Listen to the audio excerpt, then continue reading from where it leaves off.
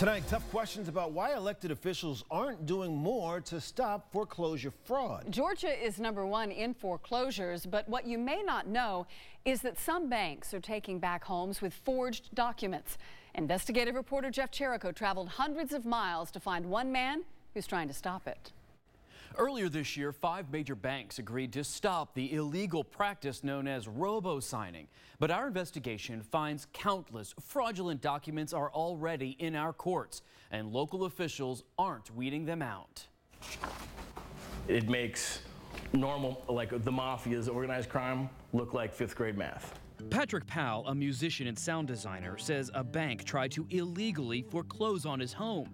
It happened after his servicer told him not to pay his mortgage while it worked out a loan modification. Then they lost his 60-page modification application. Not once, not twice.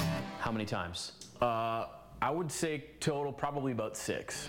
Powell was days away from losing his home when he saw a 60 Minutes investigation that blew the lid off the industry's dirty secret. None of the major banks were willing to sit down with us. It revealed banks used phony documents to push people out of their homes.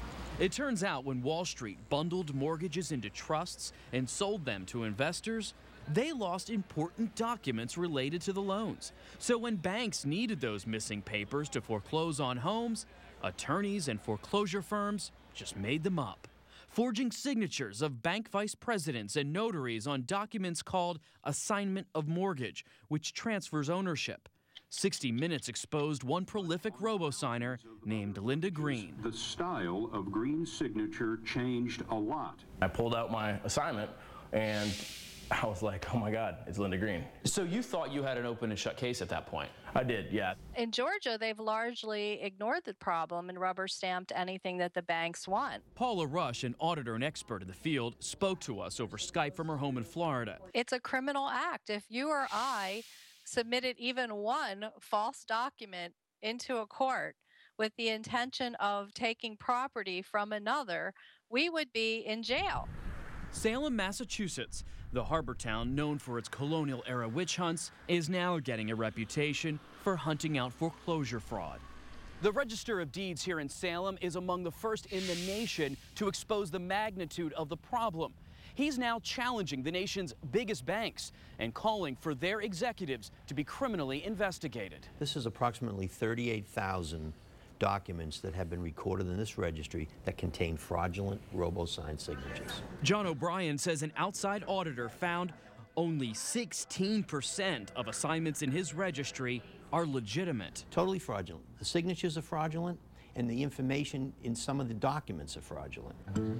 O'Brien says his office no longer accepts assignments completed by known robo-signers. His staff returns them to the bank with an affidavit asking bank officials to swear to their authenticity. He says no bank has ever done so. You are the David going after the Goliath.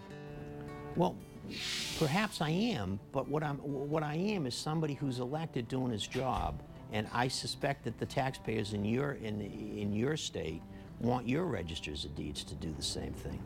It's very simple. But we found Georgia officials aren't as willing to crack down on the fraud. Mr. O'Brien's a smart man.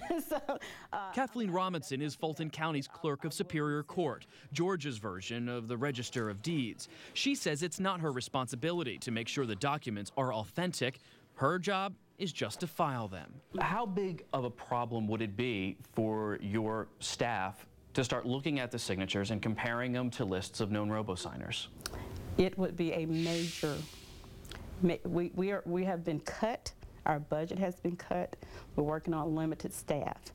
Powell's now suing his servicer and several banks, if for nothing else, he says, to hold them accountable, since police and prosecutors haven't. I would love to see them go to jail.